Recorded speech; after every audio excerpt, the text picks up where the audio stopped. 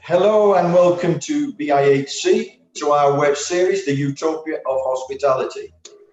My name is Chris Burton. I'm Head of Culinary Arts here at BIHC in Nairobi, Kenya, responsible for all culinary programs. A little bit of background on BIHC, but it's Boma International Hospitality College is a world-class hospitality learning institution based in Nairobi, as we all know.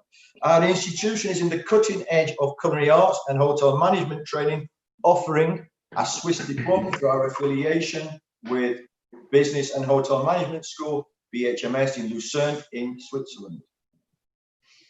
In response to the COVID-19 pandemic and looking beyond recovery and return to normalcy in the hospitality industry, we have launched an online live broadcast campaign to engage with industry professionals, various stakeholders, and the general public to discuss best practices for hospitality services moving ahead. Today, I have the pleasure or the honor to introduce two very distinguished panelists whose thoughts we'd like to hear and discuss. The first panelist I'd like to introduce is Chef Shaun Leonard. Shaun is Executive Chef and Culinary Program Leader at BHMS, our sister school in Lucerne, Switzerland.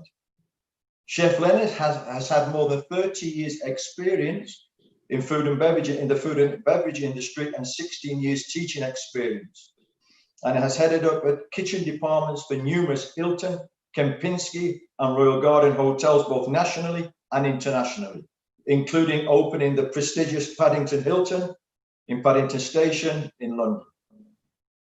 With his passion for food, exploring the latest culinary techniques, competitions and travel, Chef Leonard takes his inspiration from both the classical and the modern kitchens. Chef Leonard is also a keen culinary competitor, having won gold and silver medals at some of the world's most prestigious competitions, including the Culinary World Cup in Luxembourg and the Culinary Olympics in Erfurt in Germany. Welcome, Shaun. Our second guest who's going to join us is Chef Rubia Zablon. Many people that are here in Nairobi will know Chef Rubia. Chef Rubia is Executive Chef at the Ibis Styles in Nairobi. Chef Rubia is a Kenyan who is passionate about food and its service and has acquired a lot of skills and experience along his career. He's traveled extensively and featured in quite a number of publications and made several cooking shows with top media houses in Kenya. Chef Rubia is also a consultant owner of Rubia's Homemade Barbecue Sauce and founder of Char Grill online food delivery company. As I say, he's presently Executive Chef at Ibis Styles in Nairobi. So, as I say, welcome both. And as soon as Chef Rubia comes, we will talk to him. I would ask if anyone who is watching this have any questions for our two distinguished guests, please ask. They will come up on the chat, and if we have time, I will try and ask them, and I'm sure they will give some knowledgeable answers. So, first question, Chef Leonard. At BHMS, you're back to face-to-face teaching in the kitchen, teaching practical lab sessions. Tell us how you actually managed to get back to this situation in this present conditions. Okay. First of all, hello Chris, and hello everyone at BIHC and everyone around the world and everyone in Kenya who's watching. It's a pleasure and an honor also for me to be part of the webinar today. Welcome. So in Switzerland, we're pretty lucky. The COVID cases have been kept to a minimum. Since about 3 weeks, the state schools have been reopened. Shops, businesses have reopened, restaurants have reopened, bars have reopened. So tertiary education was one of the last things to reopen, and the numbers are pretty safe, very, very low, in fact, literally down to single figures per day of cases. And therefore, the government has taken the response to reopen all of the tertiary education. That means face-to-face classes. Breaking news: face-to-face classes start for us actually today, this afternoon. I have because it's still in the morning here in Switzerland. We have our first class this afternoon. I will have the first class with our culinary students face-to-face adhering, of course, to social distancing and having limited numbers of students in the classroom, which we do anyway as part of our classes. We only work with small classes. And to have the opportunity to have our students back in the kitchen, to have face-to-face classes, which start today and will continue to grow in number as we go through the next couple of weeks, is such a rewarding experience. It's a light at the end of the tunnel, and it's a shape of the future that we will all in the future be able to see that light at the end of the tunnel as the weeks progress, and we will all get back to face-to-face teaching. Like everything else, we need to show a bit of patience, and we need to show a little bit of understanding, and then we can see, in this instance, we can prove that things are going to get back to normal. We're going to get back in the kitchen. We're going to get back to teaching students. We're going to get back into learning and preparing our students, hospitality management students, our culinary students, our global managers, ready for the future industry, which will again prosper like it had before we had to close everything for a few weeks.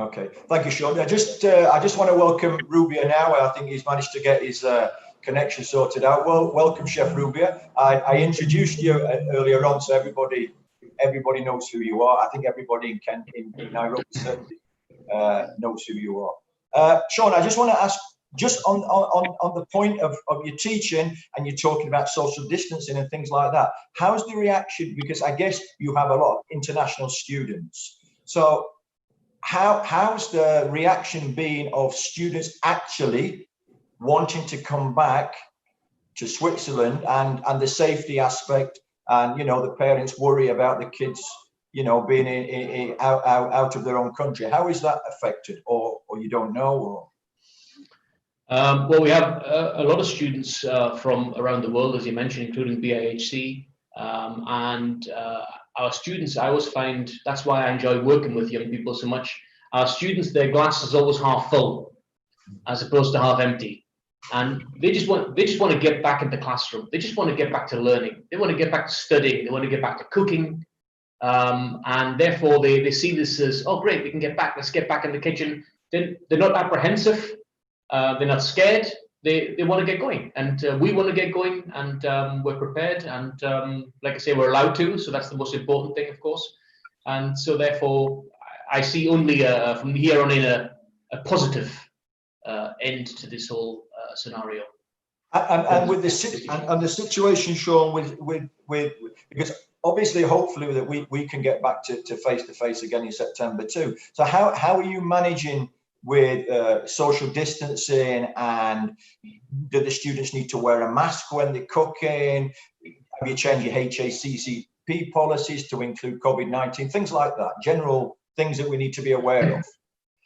So obviously every country has its own regulations and laws, and in Switzerland the regulation is that people must hold a 2-meter distance from working next to each other. If they are working together for more than a few minutes, then they need to make sure they have a 2-meter gap between each workstation.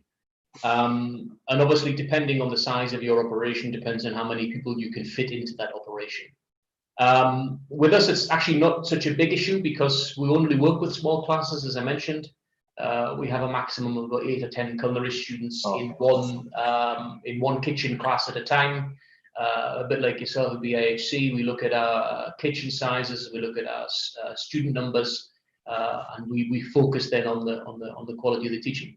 So therefore, this is not such a new thing that we have to adopt, but I can imagine there's a lot of these larger mass scale universities who are teaching large quantities of students in kitchens. They have to then look at how their practice is in the future. But for us, it's okay. So we've looked at the size of the kitchens we have and the 3 operations, the student numbers that we have, and with some classes we've had to cut in half because, of course, we don't want to have large classes.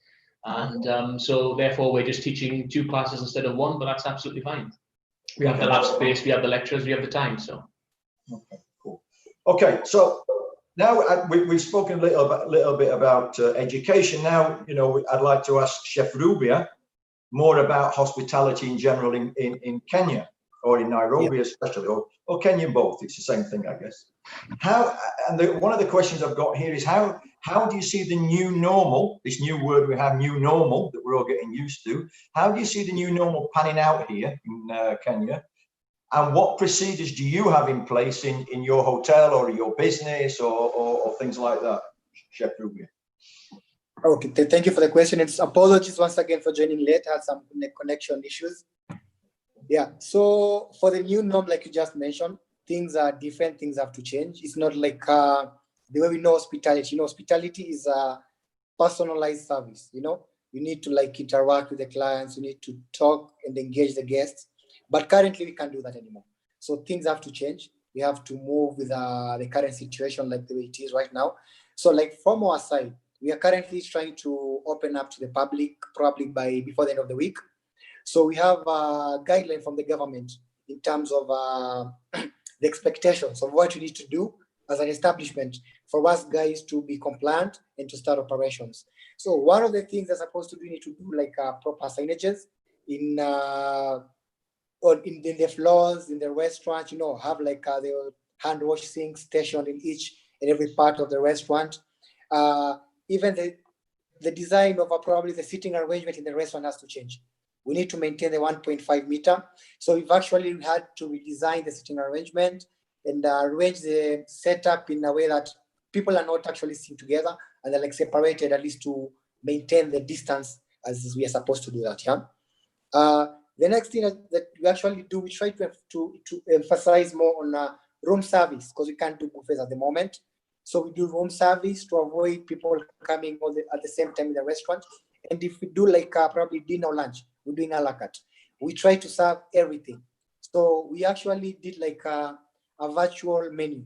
So clients come, they scan the menu, and then they can actually order from the menu. So there's no physical menu. There's no like regular buffets. So it's more of like a service team serving the clients actually without them touching everything on the buffet. And we had actually to also reduce numbers in terms of staffing because, you know, like a regular setup in the kitchen, you have a lot of staff. We have the different departments, the different sections in the kitchen. When we have different staff doing each and every job that's supposed to do, probably in pastry, in garde manger, and in saucier. So we had to reduce the numbers and had to rotate in the timetable. So instead of having like probably 2 people in saucier right now or 2 people working at the same time in pastry, we try to minimize on the number of staff so that we can actually maintain the social distance and, you know, accommodate the requirements as per the government stipulated rules and norms. Yeah. So that's what we're doing. I think, yeah, I get the point. The next, I was going to ask you a question regarding that. I think we think about the customers, rightly so, and we have to look after the customers. But sometimes we also have to think about the staff that we manage and are working with, and they have to be safe too. So it's interesting to how you're going to make, and working in a kitchen, as we all know, to try and, you know, when you're busy and you're under pressure, to try and keep social distancing in the kitchen must be very difficult, you know, to try and keep 1.5 meters or 2 meters. I mean, how are you going to overcome this in reality? I know it's going to be a huge challenge. So what we've actually been doing is actually planning in terms of mise en place. We have so much stuff ready. So we have like staff normally just because, you know, I have like around 33 staff in the kitchen.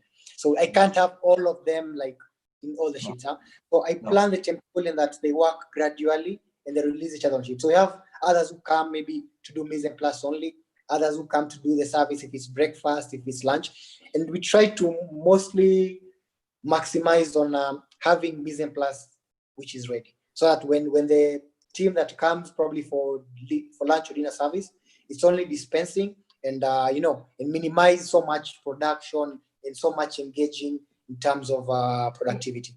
Yeah. Okay, just another question on kitchen management. How are you managing with the HACCP? Because these things always concern me, because of course we need to change with COVID-19. We have to add new regulations, and one of the things that I thought a lot about is how are you going to manage control, and this maybe for Shaun as well, how are you going to manage suppliers that are coming to the back door, you know, hygienically, dressed correctly with the correct due diligence and things like that? How's that going to work out, do you think? So I know that's actually one of the biggest challenges we have, because we have suppliers coming in. Leave alone the suppliers, even the clients who are coming in, if you open up, so you don't know where they're coming from. You don't know if they have it or they don't have it. So we just have rules that have been put in place. And for the suppliers, actually, we try to work with HACCP compliant suppliers who are actually even taking extreme measures from their end to ensure they curb the spread of the coronavirus. So same thing with our delivery, we have specific days and hours of delivery only, and we try to also work with specific suppliers who actually comply with what has been actually put in place by the government. So that's basically what we do. And in terms of that, we actually strain because you need to work with a minimal supply, which sometimes you don't get everything from that supplier. And who does the due diligence on the suppliers? You or the company, or do you have somebody doing this for you? Or no, it's the company. So we have someone who's been associated by the company. So they actually work closely with the Ministry of the Ministry of Health and the government county. So they actually up to date in each and everything that is expected from the hospitality industry. So we normally work with them. They guide us on what to do, what is expected, and they're about everything they're supposed to be doing. Yeah. Okay. Okay, Shaun. I think you're in a different situation than we are here in Kenya, because I think you've passed it, and we're sort of in it, and we don't know, So how do you manage with suppliers, and you need to do due diligence on them, or nothing's changed? Well, both really. Nothing's changed, but at the same time, we do due diligence. Obviously, it's a legal requirement in Switzerland that suppliers and delivery personnel have to wear a uniform. Mm-hmm. They can't deliver the goods in normal plain clothes.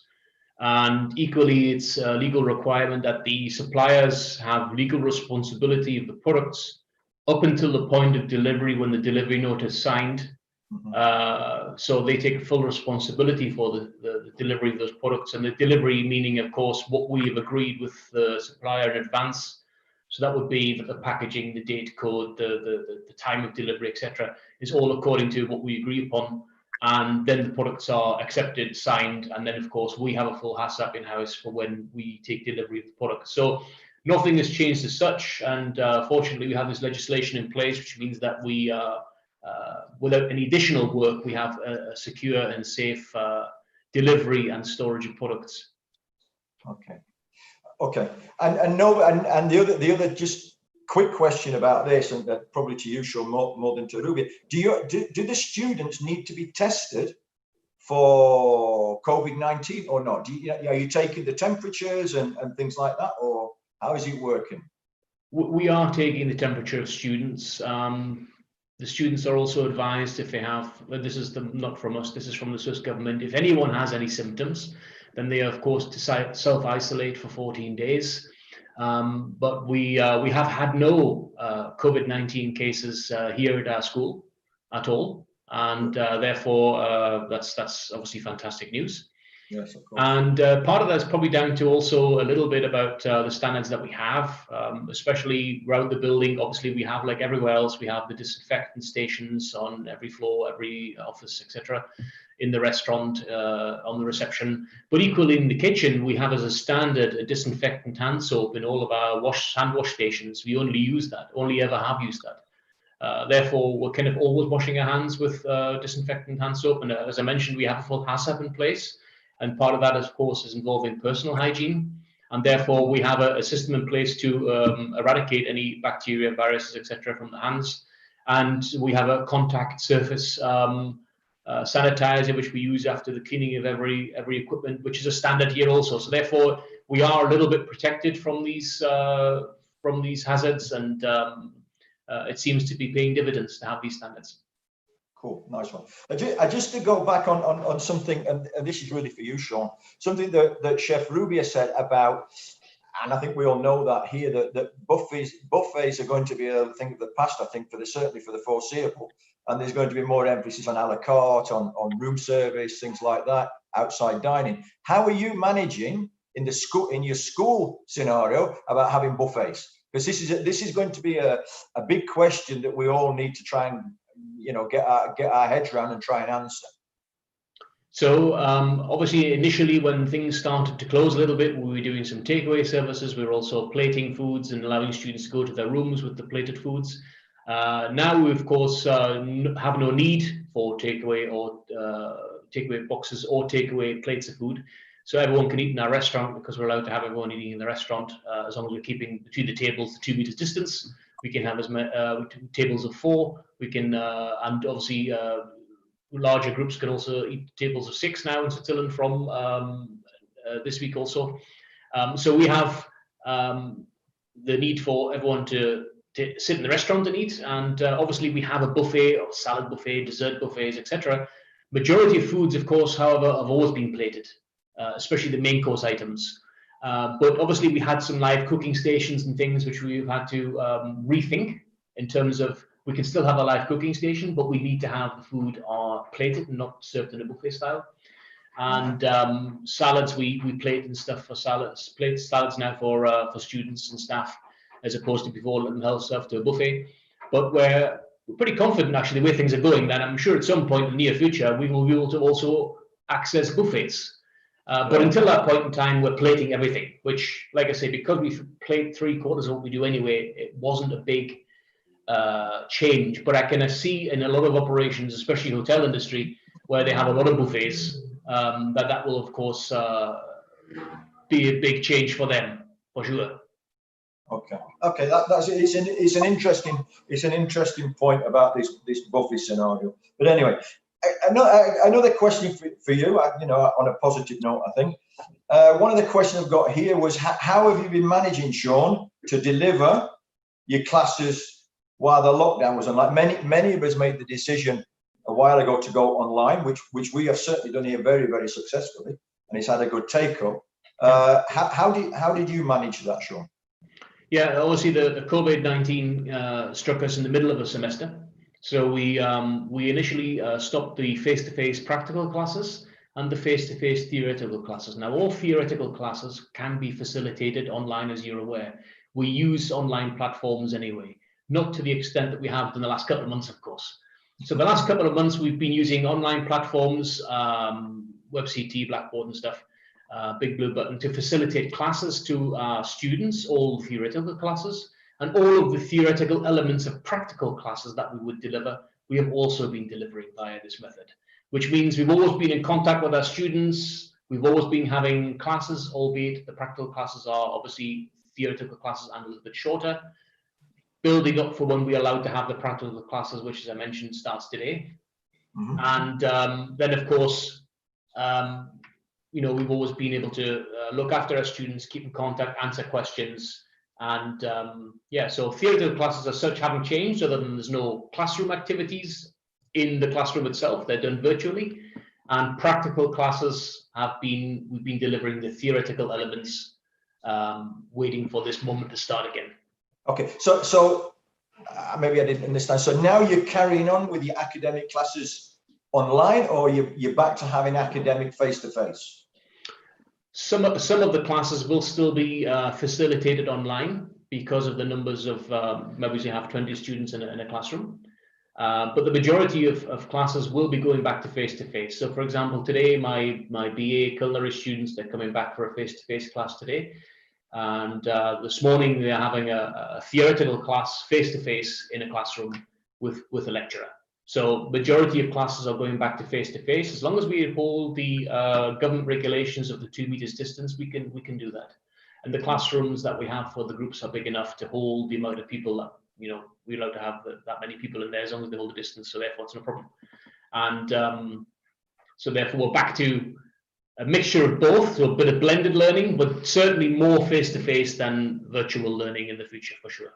And just two questions on that. The first question is, how did it go down with the students? What was the reaction? And the second was maybe you answered it, would you carry on with a hybrid blended learning going forward, or do you want to just get back onto having face-to-face classes? So the students dealt with it very well. The students, well, you know, our students, they're digital natives, right? So they understand the technology, they understand how it works. It's very user friendly. They are very adaptable, and the glass is always half full, as I mentioned as well. So that wasn't actually, it was actually, if anything, I have to say for me also, it was actually quite exciting. The whole having to deliver classes online as opposed to face to face. However, I think for especially practical classes, nothing can substitute the actual face-to-face, standing in the kitchen, discussing the smells of the things that we're preparing, the odors, the sound, the atmosphere. Nothing can replace that. So we're looking forward to getting back to that. That's for sure. I think we're all in the same situation. At the beginning, it was quite challenging, but I think, you know, I think the students are getting used to it. We're getting used to it, and, you know, it has to be. It's the new normal. So, you know, we need to deliver our education. So I think it's going quite well for everyone. Okay, let's get away from education for a little minute, and I'll get back to Chef Rubia. And the question I've got here, it's a big question, and I hope you can answer it. Is sorry, how do you see the future of hospitality industry here in Kenya? There's 2 points to this, I think. And what support would you like to see from the government in supporting your industry here in Kenya? Big question. Very, very huge question, yeah. In terms of our hospitality industry in Kenya, it has actually been affected like so much. We have this, you know, this saying that we say our industry is in the ICU. You know, it's actually completely messed up, you know. But we are hopeful as things are coming back, and so in terms of the government expectations, it's probably more support, you know, more support in terms of help the hospitality industry to of opening up gradually, you know, opening up gradually in terms of regaining business slowly by slowly, like what the president actually said the other day. At least the things are starting to open up. We actually planning to open up as a hotel and as an establishment. We can also be doing conferencing very, very soon, but we'll be doing that by the guidelines that have been stipulated by the government. Like a room, we normally do like for 70 people for conferencing. Now we'll only be doing probably 15 packs. Yeah. So with the government opening up the country and the economy gradually, the same way that the hospitality industry will pick up as time progresses. Yeah.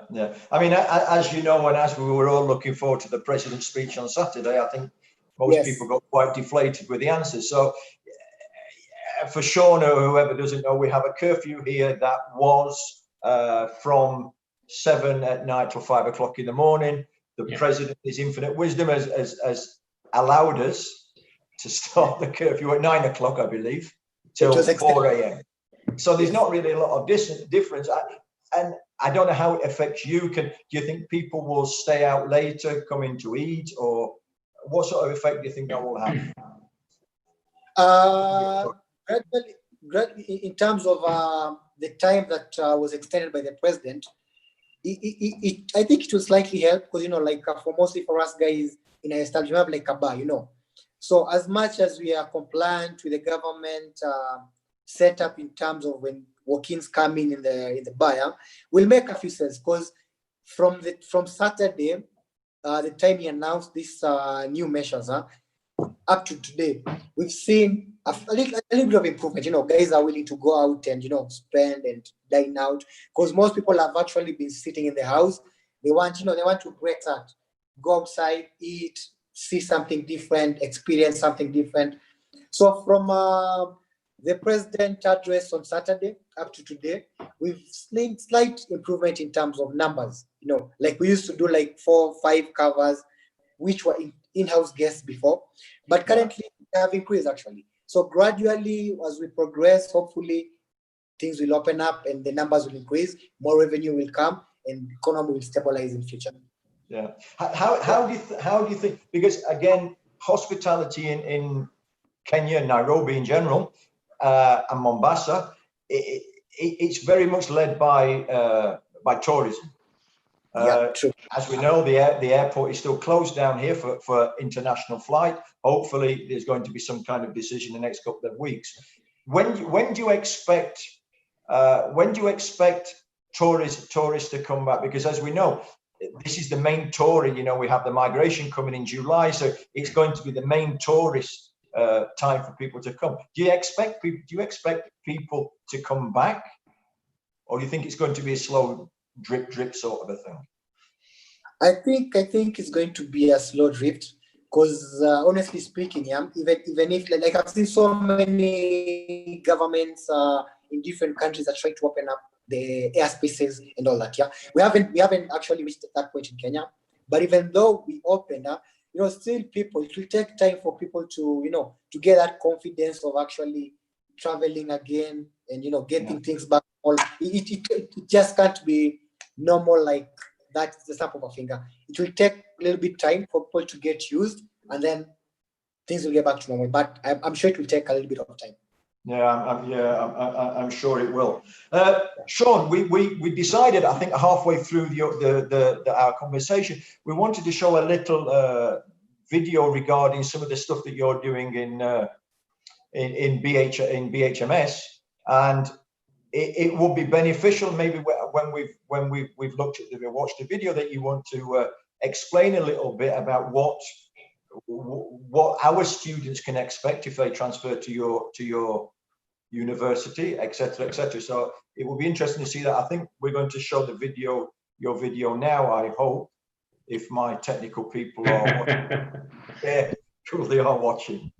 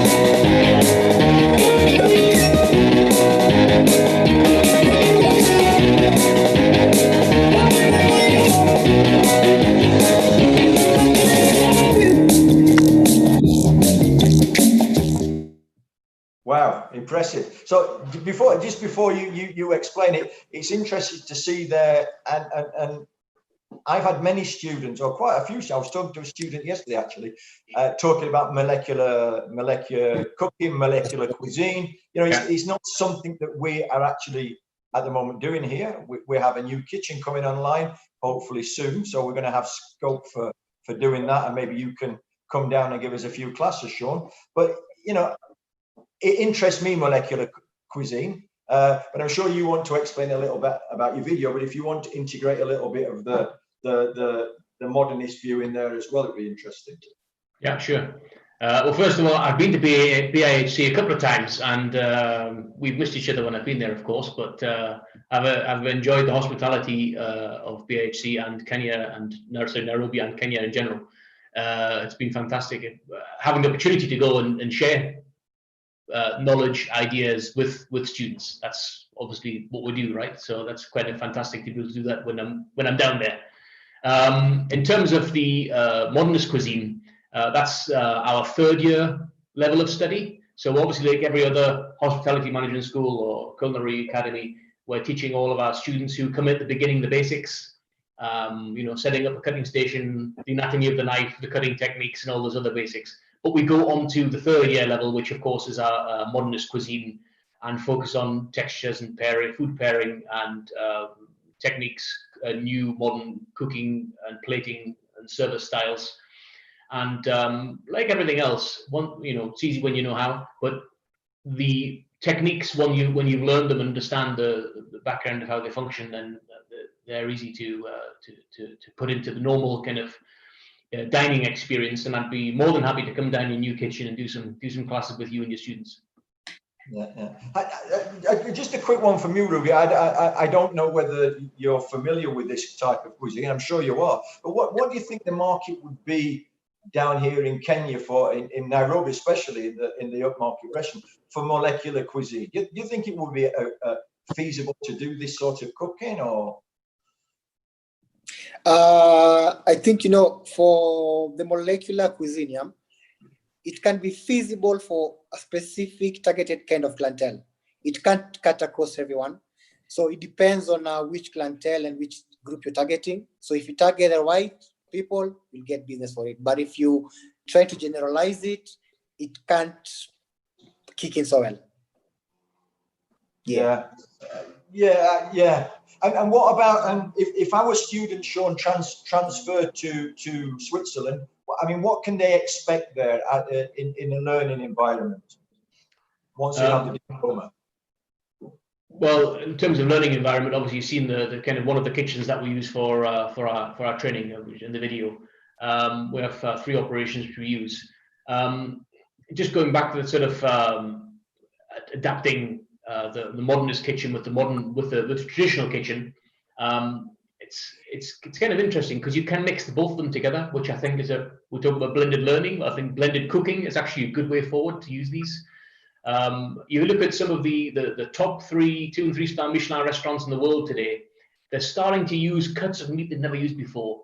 Pork neck, off cuts of beef, offal, and they're applying modern cooking techniques to these meats, and also to fish, because personally I can't steam a piece of fish as well as I can cook it sous vide. And I've been trying for over 30 years to do it, but sous vide for me simply is the best way to cook a piece of fish.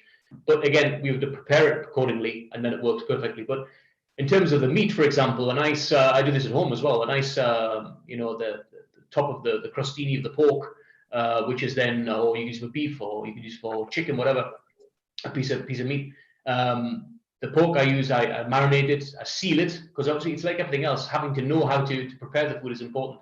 Seal it, then cook it sous vide for 2 days, and then afterwards marinate it, and then put it in the barbecue, and you have that wonderful barbecue flavor. But the bones you could literally just remove by pulling with your 2 little fingers.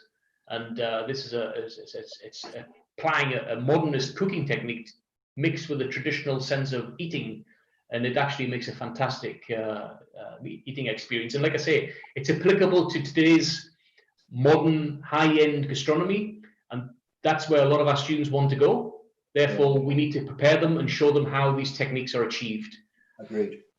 I mean, it's a good, and I'm glad you brought this question up, because in our new kitchen that's coming online, I keep talking about our new kitchen, but I promise it's coming. At the moment, we can't get the installers in because they're in South Africa. So the kitchen is built. We're just waiting for the government to open up so they can fit the equipment.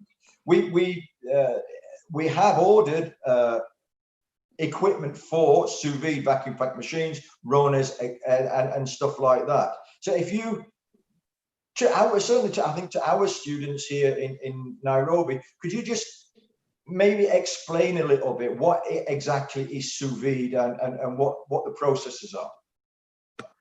Well, sous vide is cooking product. It doesn't have to be meat, doesn't have to be a fish. It could be also a vegetable. I cook a lot of vegetables and fruits also sous vide.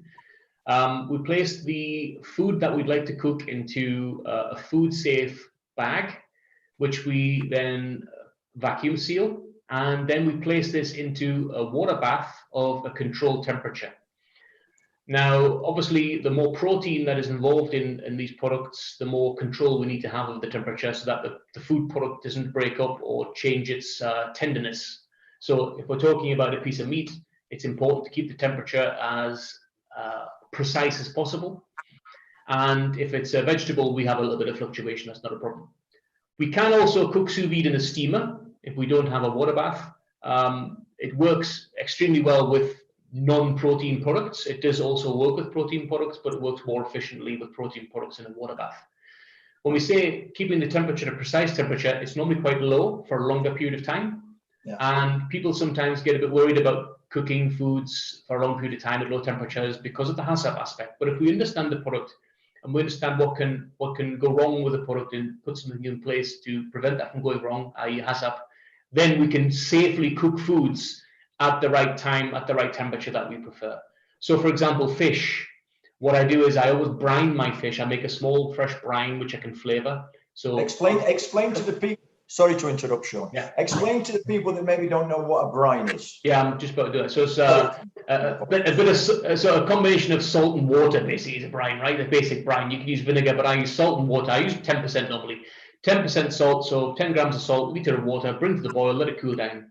You can also infuse flavor in there for fish. You could put bits of rosemary, bits of thyme, you could put some lemon, bits of garlic. And then I would put my fish in this cold mixture when I've cut my portions for about 10 minutes, 15 minutes, and it brines and starts to draw out all of the, some of the impurities, some of the bad proteins, and also some of the water. Ironically, laying in water, but it's a salted water, draws out some of the fluid from the product. Therefore, it is also sort of pasteurizing a little bit the product, sort of half cooking because in the salt water solution. Then when I put it into my vacuum seal bag with some butter and with some further flavoring products, and then I vacuum seal it and place it in my water bath, normally at about 55 degrees, about 15 minutes. And then I can remove it. You've got this wonderful tender fish that tastes of fish and not the steamer in which I cooked it in. And of course, it's absolutely safe to eat and texture, flavor, absolutely beautiful. In terms of longer cooking times for sous vide foods, so for example, that ribs I mentioned, I would normally seal them in the pan to cook the outside, so any bacteria which may or may not be present on the outside is eradicated. Then I will vacuum seal them, let it cool down, then vacuum seal, and then place in the sous vide bath for that sort of 2-day period. And then after it comes out, of course, sealing again before flavoring and then serving. Yeah. It's certainly it's as we know for individual cooking, it's a great way. It's a great way to cook things, as we know. Chef Rubio, what is your position on sous vide? Do you have the equipment to do this, or is it something you do a lot of, or not? Currently, we don't have the equipment to do this, but I'm familiar with sous vide cooking. Yeah. And but currently we don't have the equipment to do that in our establishment. Yeah. It's certainly it's something I think that we need to show our students, give them a good understanding. It's certainly something we will do here when we have the equipment, when we have the kitchen open. That's good. The next question I was going to ask, and actually this is a question came in from on the chat. So if both of you can answer or not, as the case may be, I think probably we've already answered. But from William, William has asked, from the clip, from what you guys are saying, can we expect major changes, especially with masking? What else? I guess it means masking, people having to wear masks in the kitchen, things like that. How's that, Ruby, in the scheme of things? Currently, actually, that's the situation at the moment. Everyone is in their masks. You are not supposed to remove them. It's a procedure. It's a company policy right now. So people will keep on wearing masks whenever they are at work, because it's like a public place. You mingle with people, interact with people from different departments, and just interact directly with guests if you're in the public areas and stuff. So definitely the mask will be our new norm, like you mentioned earlier, until we figure our way out of this situation. Yeah. Shaun, you have any issues with that, or your students have to wear masks, or you have to wear masks, or? Well, actually, the simple answer is no, because because we go along with Swiss regulations and Swiss guidelines according from the government, and the government has not specified in the country the wearing of masks for anything. That includes using on public transport and in supermarkets and restaurants. They have recommended if people want to wear them, that they don't discourage it, but they don't want to have a mask law, which means everyone in an enclosed space has to wear a mask. They haven't brought that in. Now, I know there's a lot of controversy in the world today about certain countries who have definitely wearing a mask is definitely a positive thing or whatever, or in some countries think it's not absolutely necessary and it's only if you wish to, you can wear one. It's difficult to understand what is right, what is wrong. Obviously, you have to go along with the guidelines given to you by your government, and certainly here, There has been no mask law in terms of we have to wear one, but also the numbers are not going up because of that reason. So it's kind of interesting to see the results of not wearing masks as much as in countries who are wearing masks. In terms of the education and in the kitchen, we don't have to wear one. It's voluntarily if you do want to wear one, as mentioned, but the interaction is a lot better, obviously, without. But if you are forced to wear them as part of the government restrictions, then you would have to wear them, of course. But that's not the case here. Yeah, I think it's a little bit ambiguous because here we have to wear masks, whether we're on the street or whether in a car, or I mean, everybody wears masks. I see back home in the UK, some do, some don't. So as I say, it's ambiguous, and we don't really know what we have to do. So we have to be led by our governments, which I suppose I guess that's what. Certainly in education, we have to be led by them, so we're making the right decisions. But anyway, we have to move on from wearing masks, I think. But thank you for answering the question. Question for you, Shaun, that I think it's a bit of a long question, but I'd be interested to know what your answer is. The question is, at BHMS, you are training hospitality professionals, and you are specifically are training culinary management students. Tell me a little bit about what studies with BHMS would entail and what I would be able to do after I'd completed my studies. So what is the job market? What are people wanting to do when they get their culinary degree? Well, that's actually the beauty of our industry right now, right? I mean, we have in the old days, in the dark days when the world was black and white, where the chefs were coming out of culinary schools and they were going to work in the kitchen until they retired. But as we know, that's not the case anymore. We have very motivated, young, educated people joining industry, and not just in hospitality management, but also in the culinary field. And their goal and their passion is to enjoy what they do and to cook. And that doesn't mean to stand in kitchens until, like I say, the age of retirement. But there are students who will want to do that. There are people, as you know, from our friend circle and chefs that we know, there are people who want to work as an executive chef or work as a chef in an operation. But there are also friends of mine and friends of yours, as I'm sure you're aware, who also go into food and beverage management or go into manufacturing of foods for international chains, for supermarkets, or directors of hotels, food entrepreneurs, food stylists, working in nutritional section, in dietary management in hospitals or in old people's homes, etc. Culinary instructors, culinary instructors apparently. Eventually. You've got people who are involved in research and food scouting, people who are cooking for wealthy people in terms of working on private yachts, cooking for the stars, and equally catering to large scale functions. There's so many different aspects of things we can do with that industry right now and in the future, that a culinary education doesn't mean we're limited to the kitchen. That's important to remember. And good point. And if your passion is cooking, then I always say then you're gonna work for a lot of years in your life. So do something you enjoy, and you can actually achieve a lot out of it at the end of it. It's not just about standing in a kitchen cooking. There's much more to it than that. There's a much more broader width of opportunity for our young culinary professionals today, which is great. I mean, I've got a few friends, as you know, around the world doing different things, and some of them are hotel directors, and some of them are still working in kitchens, and some of them are culinary instructors, etc. And I've got one friend who actually owns his own business. I won't mention any names, but he's got his own business in North America, and he's got his own company which creates creating foods which are wholesome for the Hollywood scene, where some of the famous actors of the world today are adhering to specific diets to fit into certain roles which they're going to fulfill as part of a film. And it may be they have to either put on weight or lose weight, depending on the role. And putting on, I think, is the easy part. Losing it is the difficult part. So sometimes they eat on specific types of vegan foods and vegan diets, and obviously sometimes only uncooked foods, etc., in order to fit into that size suit in 6 months' time, ready for the filming. And he cooks for these people, but also he's cooking also for famous people who don't have time to cook, and they like people coming to cook for them. And I remember he told me the story once. He was cooking for George Clooney, which some people have heard of, famous actor from North America. He was cooking for George Clooney at the time, and it was during the time when President Obama was being elected in the US. And he was with George Clooney at the time. The inauguration was shown live on TV, but of course it's not live, it's kind of recorded, right?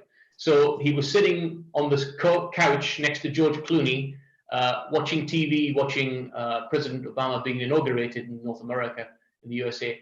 And then George gets a text on his phone, and it was from Obama saying, "Thank you for the support." And it said, he was just a chef at the end of the day, but he's sitting on this couch next to George Clooney thinking he's getting a text now from Obama thanking him for his support.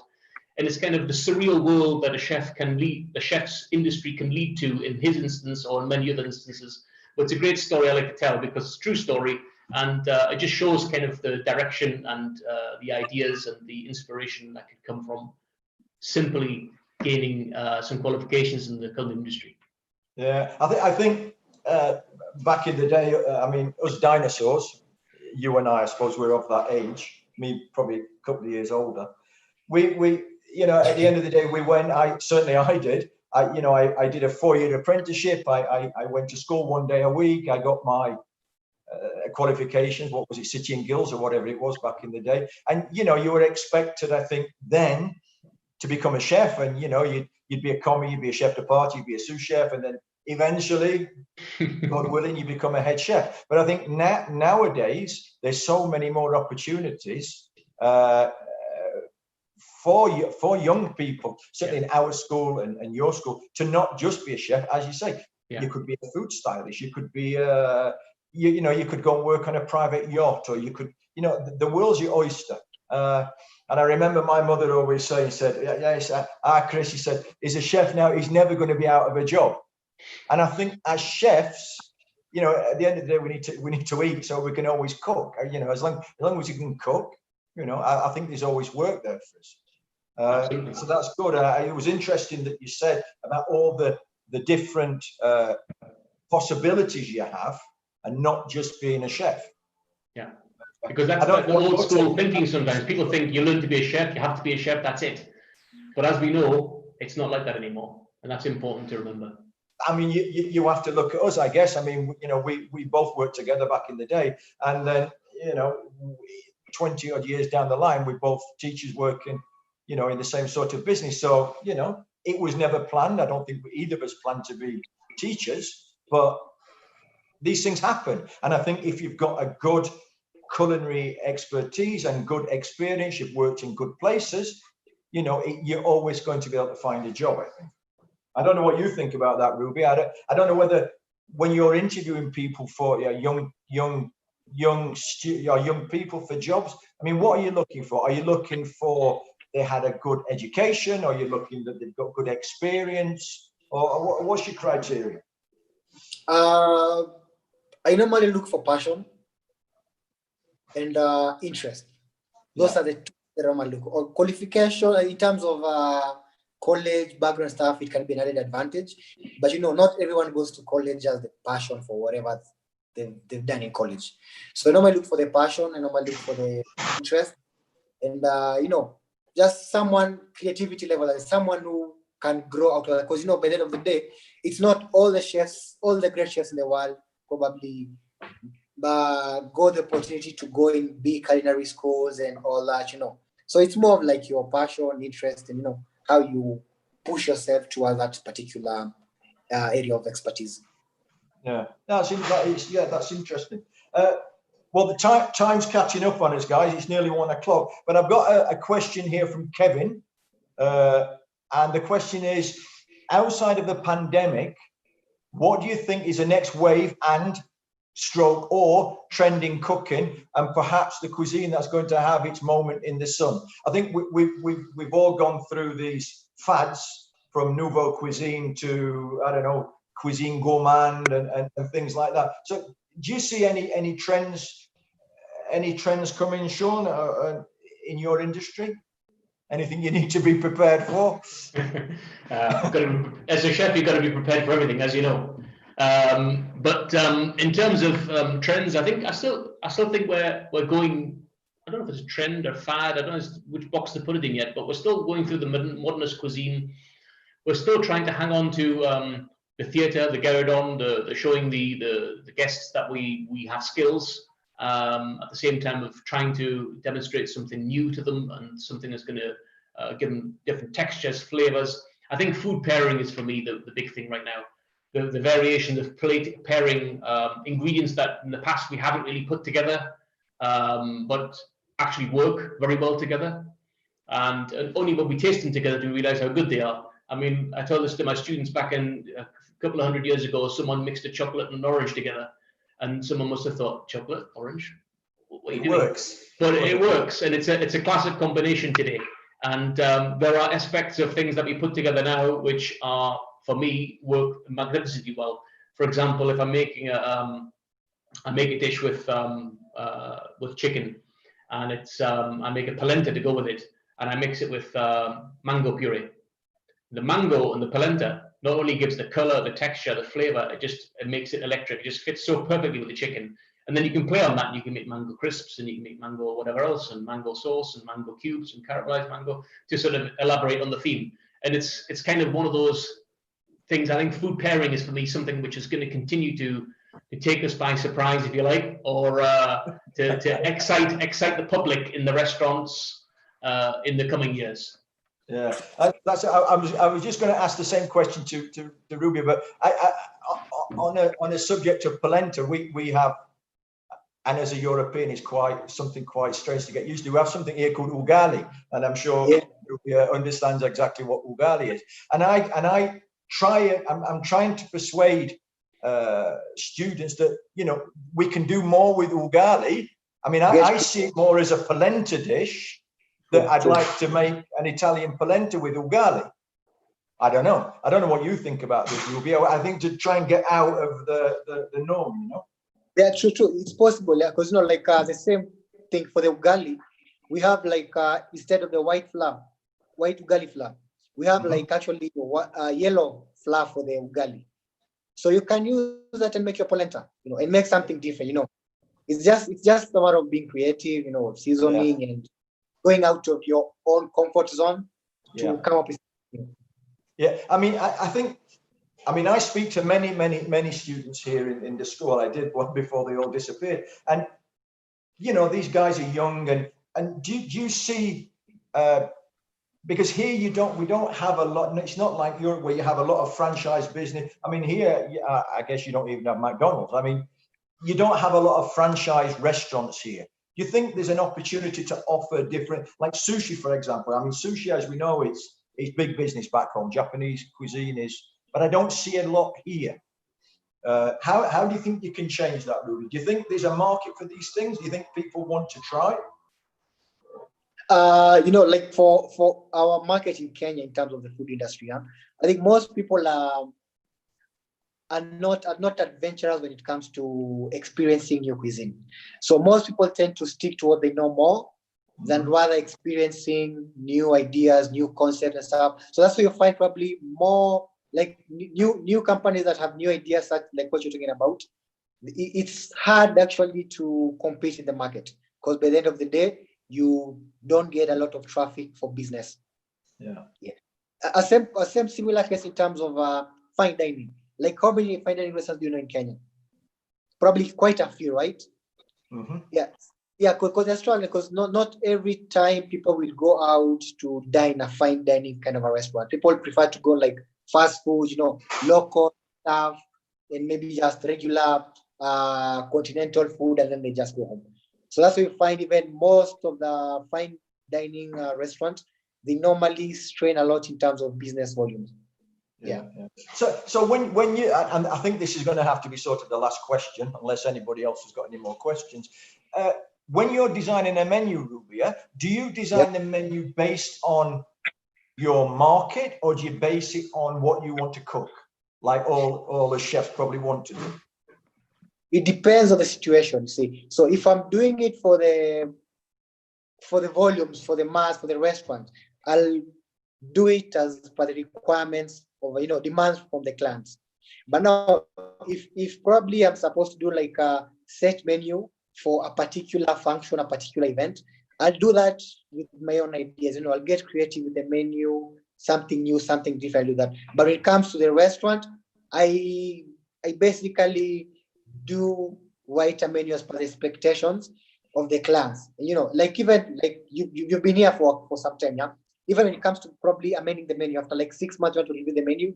You'll probably one of the guidelines that actually help you on changing the menu is what the clients have been asking for.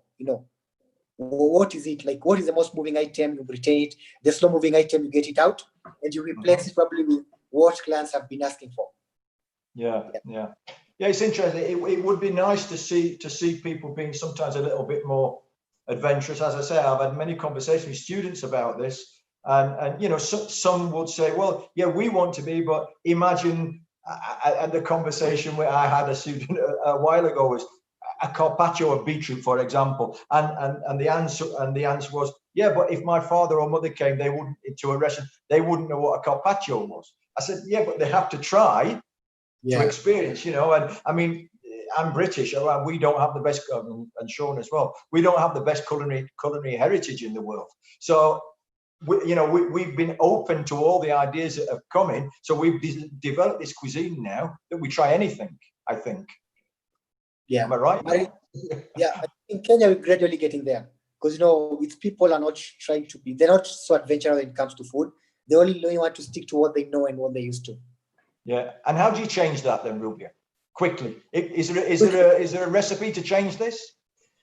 It's probably, you can't like, put it to them like how they know. So it's gradual, like when I'm doing like my special menus, I try to infuse it with, with things they're not used to. And then, they back slowly into that. So by the time they realize, at least it's something different, something they probably didn't like it before, but they can work with it. Yeah. Interesting. Well, it's 1:06, so time has caught up with us. I thank you both for your inspiration and words. I think it was a very interesting conversation. I don't know if you've got any parting words you'd like to give the world before we leave, or Shaun? Any parting words? Yeah, for sure, absolutely. Thank you very much for being part of this. Thank you very much, PIHC, for organising it. I'd like to wish everyone a wonderful day. Onward and upward. There is light at the end of the tunnel. We're experiencing the light here right now. Stay safe, stay healthy, enjoy eating, and keep cooking. All the best. Thank you very much. And I think we wish you well with your back to face-to-face classes. We all wish we were in that situation, that's for sure. So thank you, Shaun. Rubia, any parting shots before we wrap today? Yes, Akwan. Thank you, Boma, for inviting me and for being part of the panel. It was a very, very interesting conversation, and hope we'll have more conversation like this in future. And for all the guys out there, for the students, stay safe. Stay safe. Let's keep cooking and play safe. Yeah. Okay. So thank you, everyone. This I think this is going to be recorded and put on Facebook and YouTube. I hope you can sort of send the links to your friends to see how impressive you all were. It will be interesting just to get the word around about what we're actually doing here in Kenya and also in Switzerland. So thank you, guys. Have a great afternoon. It's been a pleasure, as always, to talk. Take it easy. Thank you for listening. Bye. Okay, bye. Bye. Bye.